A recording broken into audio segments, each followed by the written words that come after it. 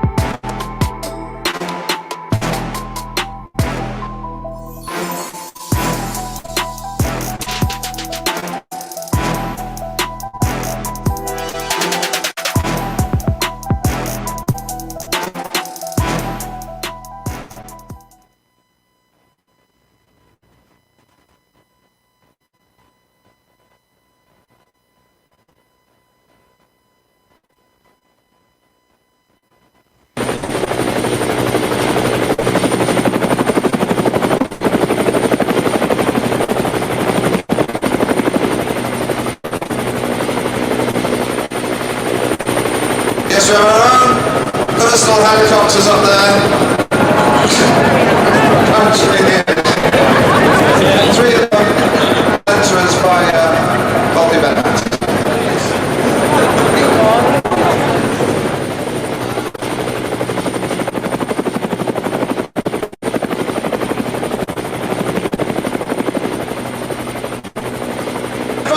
Unfurl the banner, so and the people put your banners down. Use your arms to pass the banner across, just like at a football match. After 3, 2, 1. Okay, start to pass it.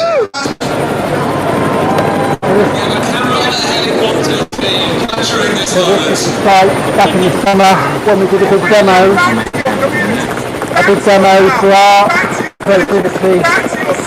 Thousands turned up to our demonstration in Parliament Square back in May, just before lockdown kicked in.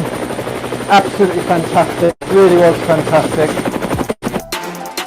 Unbelievable sight. And here we are, we're back in Parliament Square again today. Whew. Unbelievable sights there from last year when we were last in Parliament Square. We are back today, celebrating. We're back today celebrating because today's a big day. It's the John Lewis ad, the Christmas ad's out for John Lewis, promoting kindness and consideration and caring. It's a good friend's birthday. Chris Dyson, head teacher up there at Parklands Primary. It's his big 5-0 today, and if you go and look for hashtag Dyson's Big 5-0, you'll see a film we made of him with loads of teachers and people in his community, families, children. Amazing. But most importantly today, well, not most importantly, because Chris Dyson's birthday is pretty important, but most importantly for us today, really, to be honest, is the fact that a man who we've seen as being an obstacle to what we're trying to do in terms of promote art, creativity, futures for all our kids, somebody who we think has been a bit of a hindrance and a bit of a nuisance, has announced he's going to be moving on, which is great news. We're particularly pleased to hear that. Dominic Cummings has announced he's moving on. And I want to say one thing before we go any further. This is not today about party politics. We are not doing party politics. STEAMco is not about party politics. But we do call policy when it affects our children, when it affects creativity, and when it affects all our futures. And that's really what this is all about today. This is about policy. We're talking about policy. You might be wondering what on earth we're doing with a cardboard pyramid stage in the middle of Parliament Square. Well, we brought it down from our lockup. We set it up the other day in BBC Television Centre for a talk at the Creative Industries Federation, the Creative England Festival of Creativity, a 3-day event, 5,500 delegates, over 200 speakers, 6 stages, absolutely fantastic event. And we broadcast live and direct from BBC Television Centre for that, celebrating the work of a man, Sir Ken Robinson, in memory of Sir Ken Robinson, who really was an inspiration for STEAMco. A TED Talk that you may have seen with 300 million views. Just absolutely incredible man. And we have announced that we're doing a podcast series in memory of Sir Ken Robinson. So that's one thing we announced there the other day. We're launching a Patreon funding programme. We're launching a whole load of stuff on the back of his work, because he said in his TED Talk in 2006, 14 years ago, that creativity is now as important as literacy, and quite a lot of people are taking exception to that, which we're taking exception to, because we're not saying that literacy is not important, we're saying that creativity is as important as literacy. And some kids who can't read, who never able to read, maybe got special needs, creativity is even more important than something they can't even access. So that's what we're about today. And as I say, we've got a pyramid stage here today, because back in the summer, we ran a 3-day Glastonbury festival where we built a cardboard pyramid stage in the playing field of a school. And as you can see here, we've moved it down to Parliament Square, where today we're going to have a little bit of a talk, and we're going to discuss with a very, very respected and influential and intelligent and creative man. Like Chris Sullivan, he's biking over at the moment for a month from Soho. I think he tends to be hanging out in Soho most of the time. So he's on his bike coming down from Soho. I said another very exciting thing about today is the fact that the John Lewis ad has broken today. And I just want to take you back to that moment 2 years ago when Elton John made an ad for John Lewis about his life. It's a little bit funny. It's not funny, it's your art, Elton, come on. We saw this ad and ripped it off, borrowed it, put some subtitles on to talk about the power of art and creativity in our schools. Here with some children in South Wales, in Newport. Here on the roof of John Lewis in Sheffield, where I blagged a Lego train set. Here in Bradford, on a big screen, where I showed that film to the whole community. And here showing the kids a film of me when I was a boy with my first ever train set and my dad when I was 1, and how that gift to me was what that piano was to Elton John. Elton John retweeted this and it had 50,000 views in an hour, and this is the UK tour that I took that film on. 2 years ago today, 2 years ago that the John Lewis ad, always missed that bit, better not talk over the children. This one's for you. Took this on a UK tour for 2 weeks from Cornwall to Carlisle. I stopped off in Leeds in Parklands Primary and gave this train set to a lad there at Parklands Primary. the Rocket Kid, the Parkins Rocket Kid. He hasn't got an awful lot in life. He wasn't looking forward to an awful lot for Christmas. And in the same way that Elton John worked hard to make his mum happy, make his mum proud, we hope that gift of the Lego train set might be to that lad in Leeds what that piano was to Elton John and what that train set was to me.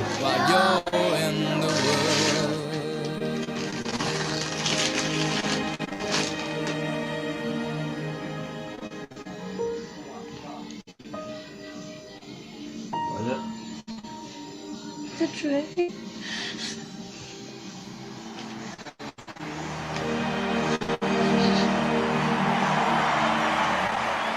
And if you're watching Elton John, we'd love to connect with you because you've said that you want to support art and creativity in schools in 2022. Well, we can't wait till 2022. We need your help now because we know you're going back on tour once coronavirus lifts. And that's what we're talking about. We're talking about art and creativity. We're talking about art being what we call it when what we do might connect us to somebody else. One child's art might be painting, others could be photography, and others' art could be dancing. Or design, like Morag Myerscough here. It could be DJing, like Chris Sullivan. I think he likes playing a few tunes on Soho and Portobello Radio. Fashion or football. Cooking or coding. We've got to help our kids dream. We've got to help our kids aim high. We've got to help them aim higher than high. They might not be robot experts, but one thing we do need to teach them is to not be afraid of the robots. We've got to give them the skills to outpace the robots, as Jeff Barton says. We've got to help them make rockets or be passionate about rockets and aiming high as rockets, whether it's flying rockets or steam rockets like George Stephenson built. And back to Elton John.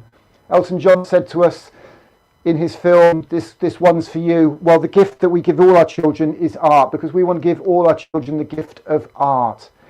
Now, the main point of today, as I said, is to discuss the work of Dominic Cummings in the last 10 years. And I believe, honestly, that he took the advice of somebody who was considered by many to be a terrorist previously, Nelson Mandela, who said that education is the most powerful weapon you can use to change the world. And Dominic Cummings and his friend Michael Gove went to the Department of Education 10 years ago, and many believe that they put a plan in place which has directly resulted in a significant narrowing of the curriculum. And that's what we're opposed to. We're not party political here, we're policy opposed. We've done work with Matt Hancock, we've worked cross-party parliamentary groups, and we are very, very passionate about art and creativity in our schools. And the work that they've put in place has taken art out of 9 out of 10 schools. And we believe that the work they're doing through networks and some of the organisations, these so-called grassroots organisations, some of the think tanks that are on a million miles from here, have actively and systematically eroded art and creativity in our schools, resulting in a hashtag education crisis, a hashtag creativity crisis, with the creative industry struggling to recruit the people they need, with children not going into creative subjects and people not teaching them. A hashtag democracy crisis, and I'm not going to start on Remain and Brexit and all that sort of stuff because everybody's got their opinions on that, and a health crisis. I think everybody's fairly agreed that Dominic Cummings, his irresponsibility, his feeling he's better than everybody else, has caused an awful lot of problems for the COVID crisis this year. Again, we're not doing party politics, we're doing policy. And I'm absolutely delighted now to get somebody up on stage here. If I can remember which buttons I need to press. I'm going to press that button there, and we should have Chris Sullivan on screen. Chris Sullivan, can you hear me? I can, yes. God, I always hate it when people pause before they speak because I wonder if it's not actually working or not. So thanks for dropping in again. Thanks for dropping in at short notice, Chris. My pleasure. Would it just give everybody like a one sentence elevator pitch on you and your background and what you've been up to in your career? Well, I was born in Merthyr Tydfil, was very good at art, ended up with a scholarship to first Camberwell and St Martin's, which got me into London. Ended up in London, where I studied out at St Martin's. I had my own clothes label. Then I went back into painting. I started a band which was quite successful called Blue Rondo a la Turk, got a £500,000 deal off Virgin. Then I started in a club called the WAG Club, which was one of probably the best clubs in the world for a long, long while. 18 years I did that for. In between, I directed promos. I started writing for Loaded, became GQ style editor, stopped doing the WAG in 2001, became a full-time journalist. I done cover stories for the Times, Independent. I've written for everybody, Vanity Fair, everybody you can think of. So I've been doing that journalism for quite a long time. I've written a script which is about to be it's been taken up by Hacienda Films, which is about to go into production with Jake Scott directed, Ridley's son. and I've just started a whole load of movies I've been directing. Of unusual people and unusual causes and artists, etc. One of which I've done we've done, me and Charlie Marbles, is with Nick here for Steam Co. And it's basically telling all of you out there how entirely pertinent and necessary this whole initiative is. Absolutely, we're looking forward to seeing that come out. So what do you think? What are your thoughts about this Dominic Cummings thing? I mean, I know you've heard what I've just said a few times before. And what are your thoughts about this? Because you can speak on behalf of the creative industries. I know you're from Merthyr, so you're from an area that's socially very challenged, where education is a key to social mobility. What are your thoughts about that, Chris? Well, I mean, you said it's not a party political thing, but I can't help but dip my toe into some party political agenda here, because since the 80s, I was lucky to get in to college, along with a lot of my contemporaries, like Sade, like Glenn Matlock, like John Galliano, like Stephen Jones. Some of the greatest creatives in the world came out on grants, I might add. And I was lucky enough to go to college before Thatcher got in. And after that, it was a systematic dumbing down, which has prepared her and her party for what we have now, which is an entirely dumbed down society. Now, they dumb down as in every subject, from maths to physics to biology to sciences, which I guess is bad enough. But the systematic dumbing down of the arts as well, which is our only way out, apart from boxing and sports, if you're a working class person, the arts is our way out. So to deprive us of that is a crime beyond imagination, really. It's what we have. It's a thing we've got. It's what everybody needs, what everybody desires. It makes the world tick. And for this vile human being, I wouldn't even call him a human being, to actually systematically take that away is beyond criminal. And thing is, he's left now, or he's going to leave, but what he's left behind is a mess. And that we, as a country, are going to have to clean up, artistically and otherwise. And that's why this initiative for Steam Co to get art back in schools is so important, because as we've known, computers can do law, they can do accountancy, they can do surgery, they can do many other things now. Soon we'll have driverless cars, we'll have driverless assembly lines. The only thing they can't do is art, creativity. So surely even the greatest fool in the world could know that we should therefore push that as opposed to other disciplines. But it just doesn't seem to be happening. So do you feel that the only reason to study art and creativity is to make a living and to fuel the economy? Is that your single rationale for creative arts in schools? No, not at all. I think the creative art is to doing something you enjoy. And then everything else you said is a byproduct of it. Doing what you want to do and what you enjoy is foremost, because that means you'll be very good at it. And if you follow your heart and do something that's like Elton John with his piano, like David Bowie, like Jackson Pollock, if you're obsessed with something, you're lucky enough to find your vocation, whether it be in the arts or otherwise, you will be very good at it. And money isn't important. It's about personal happiness. So what's your thinking with the way that the coronavirus has decimated the creative industries, the events business? I know you DJ, you run events, you work at events. What are your thoughts on that, and how the coronavirus has impacted inner cities particularly? I think it's fine, because the nature of creatives are that they are creative, and they are most creative in times of stress, economic hardship. And I've certainly myself turned to doing these films, which I didn't think I'd do because of COVID. And I know lots of people, young and old, who are finding their creative bent in this period. They've been in to reflect upon their lives, and they're thinking, do I really want to, for the rest of my life, sit in this office counting shares or do whatever? Or have I wasted all my life sitting, doing this humdrum job, when actually I've just survived for 3 months without a job, with very little money, subsistence, I've cut out all the luxuries, but hey, I'm doing what I really want to do, which could be yoga, could be cooking, could be anything. But people, I think, in this period, is giving everybody a chance to get off the treadmill and find out what they really should be doing and what they love. And I think for that, COVID has been a blessing, not a curse, I think, on this world, because we seriously needed to stop the merry-go-round and get off and have a look where it was taking us, because it was taking us down to some bad avenues. That first of all, I mean, COVID has basically demolished Trump. But Yeah. I mean, if you want, we still have him, and I mean that, So I'm looking at it. If you can survive it, if it's all right, I think it might be just the medicine we need to get people back into creating things, and also the whole situation with Britain with property, etc. I mean, in the West End of London, for example, property prices are soaring through the roof. Now they can't let them. So there's plenty of vacant properties now. So I'm hoping that these vacant properties, as they were in the 80s when I started at the Wag Club, which is in Wardour Street, which is a red light area there. Nobody wanted to go there. Nobody wants to go there now for a completely different reason. So I'm hoping very much, and I feel very much that this will happen, that a lot of these spaces will have to be rented out to young creatives, young individuals, young businesses, record shops, clothes shops, all run by young people, and give it the kick up the backside it needed, because our economy is only going to get back on its feet through young people, young creative people, and they're going to be independents. We've seen how the big chains are all dying, apart from the supermarkets. So I think it's in this has opened the door for the young creatives to come on and do something proper. So you think it's almost a reset, really, for almost like to start again? It's unfortunate. It's a reset of the big dial. It's a reset of the big dial, and it's so wonderful because all those people for whom they thought that everything was about possessions, they can now look out their house at their big Mercedes and think, oh, it's a lovely car, I can't take it very far. Or they can dream about their house in the south of France, which they can't go to.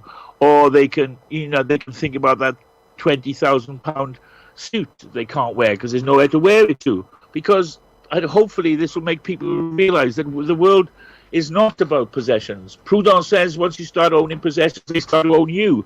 And that's what's happened in this country. Possessions own this country, not the people. And I think this is a good resetting of the dial to get people to think about what really matters. And it's not bits of tin with rubber on the floor. So are you describing some sort of Marxist class war here and a complete reset? Or is it not quite as extreme as that? I mean, it's a complete reset, yes. Yes, it has to be. It has to be.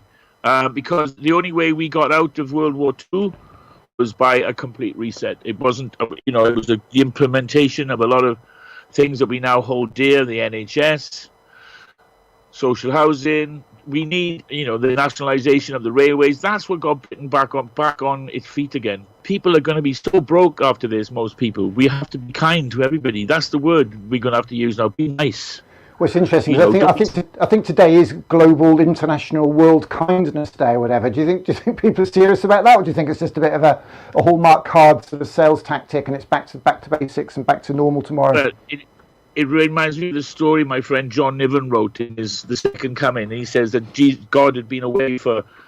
He's as atheist as I am, but anyway, he said God had been away for years, and he came back and he saw it. He says, "What happened? The Inquisition? What happened? The Holocaust? My God, what's going on?" He said, "I only went away fishing," and he said, "And there's that guy Moses. He went up the top of the bloody mountain. He said I had a word with him. He come back down with this thing when all 10 commandments. I said to him, what are you doing? There's only one commandment. Be nice." Well, absolutely. It's not such a bad lesson in life, is it? So tell us about. I've seen that you've made a few films lately. I mean, because I've got this thing about art being, as you heard earlier, being very accessible. So I mean, you're very much in the high art world. You've got people like Steve Lazaridis' friends and John Mitchinson publishing. I mean, they are high-end artists. Do you believe in this kind of idea of art being accessible and something that everybody should be able to access? And we don't turn our nose up at whatever people do. I mean, do you think we're right to take that view? And where does high art fit with this community art vibe? What's your thought on that? Well, you're taking us back to the situation again, which we began with here. I mean, the reason why we need to support art is that people from working classes can actually do them. Some of the artists I mentioned, like Jackson Pollock, he had support. So did Picasso from, a lot of these people. We need to support these artists and ensure they can continue. And it's the only reason it's not accessible is through finance. I was painting for years and I had to stop because I lost my studio. I couldn't afford not to work for a whole year to get enough money for an exhibition. So finances pushed me to giving up. And I think that's a crying shame that so many people give up in For example, I think it's Norway. If you can prove you're an artist, you can get a living wage, so you can at least produce the work. You get subsidized studios. I mean, we need that stuff so that art can grow. And because, now unless you're rich and posh and you've got some dad to pay to keep you going, you can't do art. You can't do books. You can't do music. You can't do anything. We have been forced out of it now. And then if you try and get a start, like a film company, you have to work for nothing for like 5 years, something like, what is that about? It's the whole world has been turned against the progression of us. So you've been on the street. You've been making. I've seen you've shown me a few films that you've been making. I know they're not in the public domain yet, but is it Start.net or something? You've been making some films for them. Start.net, yeah, that's right. Tell me about those. What's the thinking behind that?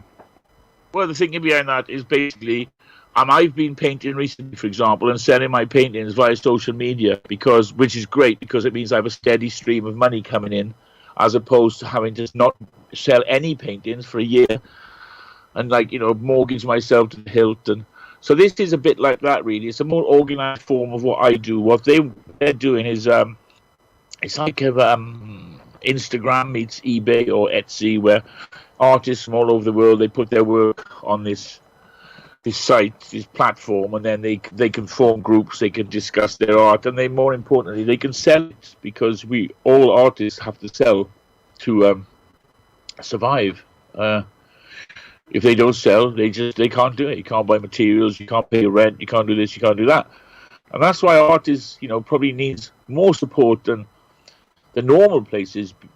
Art, when I say art, I mean painting, sculpture, etc. needs a lot of support, because it's not like in a band. If you're in a band or you're a DJ, you can get weekly work, 150 here, 200 there, but painting is one that really needs support, I think. Well, you've I love those films. Steve Lazaridis. You got some. I think Westwood Song was in one of them as well. Joe Corey's was in one. Yeah. So great films. Looking forward to those coming out. Now you've started. I mean, you popped around here to see me and filmed a few bits. So you're going to make a film for me, you say, based on those bits and pieces you got to. Why did you want to do that, though, Chris? What makes you want to do that? Well, I think that Steve goes really worthwhile cause, and as I said, I was lucky enough at the time, and art was held in high regard. So, we had 4 hours of art a week in my school. An hour of art history. It was foremost. We had a lot. There was more English lessons than anything else, and I believe that people, young people especially, need to be given the opportunity, the chance to be where I am. If I hadn't picked up a paintbrush, I'd be still in Merthyr Tydfil, or I'd probably be in prison, more like. That's more nearer the case, because, a lot of creative people, there's not much difference between an artist who's creative with paint and a criminal who's creative with bits of rope and funds or whatever. It's still creation, that they say the difference between a successful businessman and a successful criminal is about that much, like tiny, isn't it? So I wasn't the type of person to be sitting on my haunches in a sort of a factory, like my dad did for 40 years, working 3 shifts. I would have probably done something a little bit more wayward. But that's what we're on about. A lot of creative people are wayward. Yeah. Well, you wrote a book. Did you write a book? What was that book you wrote last year? You had about 15 pages in GQ, didn't you, about it? What was that called? Yeah, 15. It was called The Last Man About Town. Yeah, So I was quite amazed because, I was told by my publisher, "Oh, you've got 12, 15 pages in GQ." I went, "What? Are you joking?" But sure enough, there I was, over 15 pages with about 20 photographs of me in my various guises. That was because I did a book called Rebel, which celebrated the rebel and celebrated the artists and celebrated those who basically, whether it be Oscar Wilde or Whistler or Jackson Pollock or Egon Schiele, or I go for this, or Louise Brooks. I did these little essays on all of these people and all these art movements, just to show the young people of today that you don't have to toe the line to be successful. In fact, most of those who didn't toe the line are the ones that are successful. There was a program last night, and it was 2 hours about Steve McQueen, one of the greatest, the actor, greatest malcontents there was, whereas most people got a half hour of these Sky Arts things. some people to realise that what your everybody's USP is themselves, unique selling point. You are your own unique selling point. I think that has to be encouraged. People being themselves. That's why my book was about people who, at the very least, were themselves. Well, I've got a copy. There you go. There's a copy of Rebel. If anybody wants to go and get that from their local bookshop. Yeah. Mavericks Who Made Our Modern World. And funny enough, I started this talking about this book. My Dad's a Birdman, which is a bit more like sort of me just being the crazy guy putting wing feathers on his arms and pretending you can fly like a bird. Aim high. Chris, thank you so much for your time. I know you're a busy guy. You're rushing around all over the place. You're doing a lot of writing for Byline Times, making films, DJing. I'm doing a lot of stuff for them. Yeah. We're working on the film about you, which is looking very good at the moment. Great stuff. And Steve Cole, of course. Community radio. You still doing much of that? What's that? Sorry. Community radio. You still doing much of that? Oh yes. I just did a show now for Portobello Radio, which will be on next week. Got my Soho radio show. I'm just preparing for Wednesday. I'm still doing stuff, And I know Soho Radio just had a takeover by an organisation called Heart and Soul, which is a really fantastic community arts organisation in South London, working with people with special needs. And it's great when community radio connects and collaborates like that. We do a lot with Portobello Radio because you introduced me to Piers and Greg there, so it's been fantastic. Well, funny enough, they're both radio stations. I was a part of, of course, I'm one of the directors of Portobello, but I was also, right there, right at the beginning of Soho Radio. Funny enough, both radio stations were created to protect the community from which they came. I mean, when we started Soho Radio, it was about this. Was before they got rid of Madame Jojo's, before there was this big furore. We as Soho bohos, as we were, saw it coming. So that was to celebrate Soho. Portobello Radio was exactly the same. It was to celebrate the existence of that great melting pot called Portobello Road, and it's all about the celebration of the communities in which these radio stations are, their diversity, their the creativity. Yeah, and I'm a great believer in getting celebrating that, and I do all I can to help it.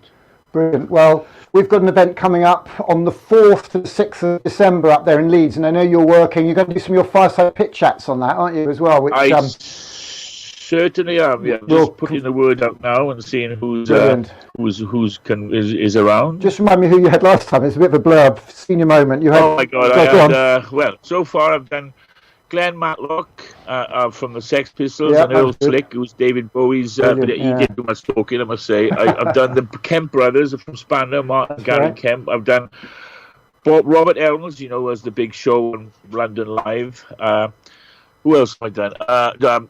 John Mitchinson, the publisher, who used to be the head of Cassell, now he's the head of Unbound. That was fantastic. Don Letts, who was the great, basically the DJ who introduced dub reggae to this country. He was a great Clash DJ. Who else have I had? You'll have to refresh my mind. That was a lot. Suggs, of course. I did a big sit-down with Suggs, which was very, very funny. That was brilliant. So there's more to come. Fantastic. Well, thanks so much, Chris. It's been great to catch up with you. Look forward to seeing how that film comes out, and keep the vibe alive. And 3 cheers for Dominic Cummings doing the right thing, eh? That's got to be the good news of the day, isn't it? Keep fighting the fight, Nick. You're doing a good job. You're the only man doing it. So keep on trucking, as they say, as Eddie Kendricks once said. Well, I think the thing is, Chris. I mean, I know you've got our backs now. You're on our board of advisors. You're connecting us with some influential people. Everybody's busy, but I think we just need to start connecting now, don't we? And sort of flying the flag. Really. I think the film's going to do a lot for that. So thank you so much for making that for us. I appreciate it. Chris Sullivan, everybody. All right, Ian. Thanks for them. Cheers now, Chris. Absolutely great there. Chris Sullivan, absolute legend. As I said, we're doing a festival, 3-day festival, 4th to the 6th of December, the hashtag Aim High 20 Festival with Chris Sullivan and the school up there at Parklands Primary. But it's a national celebration, a 3-day event. We want everybody to get involved, so check that out. We have a habit of borrowing adverts from people. We did the John Lewis one a few years ago. We'll maybe have to think about what we might do with the one today. If anybody wants to help, then get in touch. But this is the Amazon advert, believe it or not, which has been running on. Why can't we see that? Because I've got the wrong screen up there. Let's have a look. Let's get this up. Let's go to there and get rid of Chris and get that one there. There we go. And let's save that so that won't happen again. So this is the Amazon ad, which we've used as a little promo for our event in Leeds in a few weeks. That's still Chris's office. Let's get rid of that and put that to there. And this is what happens when you do things on the fly, but not to worry. The Amazon ad promoting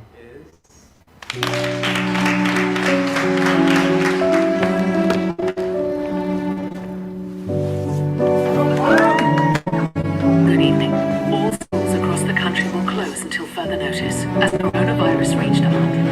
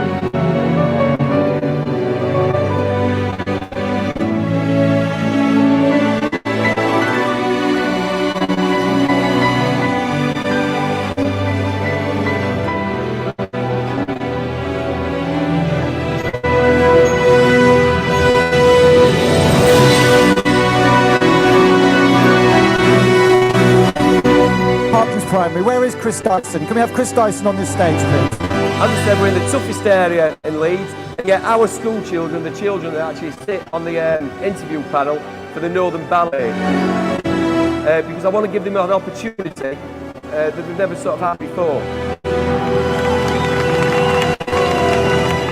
And it shows if you believe in the people, you believe in these teachers, you believe in these kids, absolutely anything is possible. The mighty Chris Sullivan there and Chris Dyson on stage there. Up there on Leeds Parklands Prime. It's his birthday today, so happy birthday to Chris. Look at hashtag Chris or hashtag Dyson Big 50 if you want to see the film we made for him. A lot of buzz, and I think we nearly broke the internet with that. Chris is a very, very special school leader. He's a very, very special school teacher, and he we really are juggling it around today, aren't we? Let's put that on there. That's not going to do it, is it? We're all over the place, not to worry. That should do it. There we go. God blimey. He has a very simple mantra in his school: inclusion through inspiration.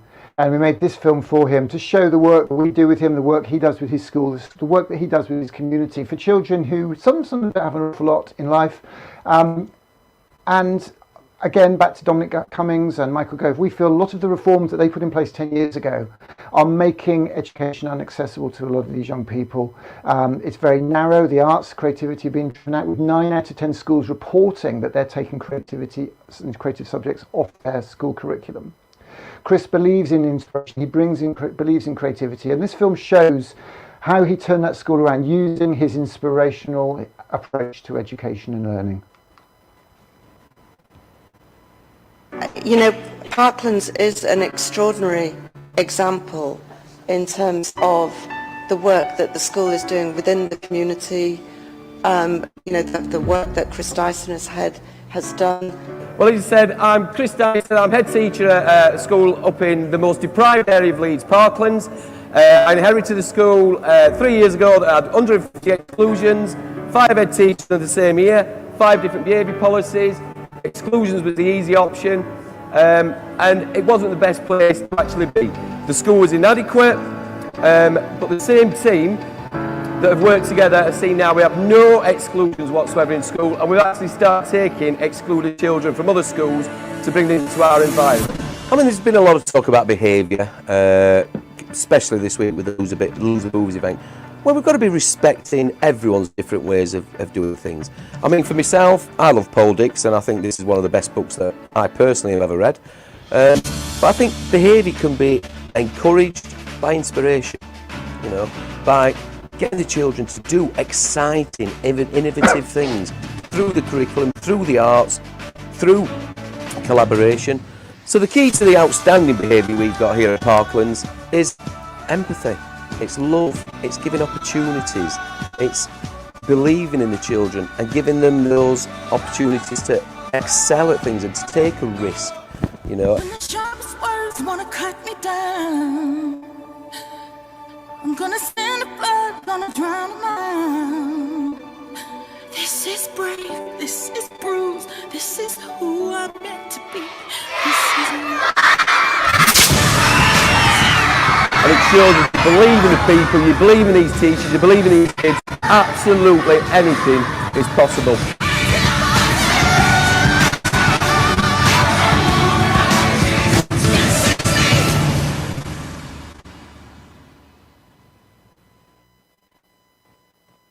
And there you have it, the mighty Chris Dyson. So that's the end of our little demo here in Parliament Square. I'm just a crank, according to some people down at one of the think tanks around there in Tutton Street. And do I look like I give a damn what they think about it? Oh no, because when you're working with people like Chris Dyson, when you're working with school communities and school leaders like that, that quite frankly is what matters. So I'm going to leave it with, I think, the message, the screen, the words of somebody, as I said, that many once considered a terrorist. The words of Nelson Mandela. The advice that I believe Dominic Cummings took 10 years ago when he and Dominic Cummings and Michael Gove narrowed the curriculum, when they took creativity out and led to an education crisis, a creativity crisis, a democracy crisis and a health crisis. This isn't about party politics, this is policies that affect our children, creativity and all our futures. So thank you very, very much for checking us out. I am going to shut down now because, believe it or not, I'm speaking at the Department of Education conference around the corner in just a few moments. So I better get my ducks in a row for that. So thank you again for listening, and we'll catch up with you soon. Hashtag AimHigh20, that's the festival in Leeds. Thank you very, very much for joining us today.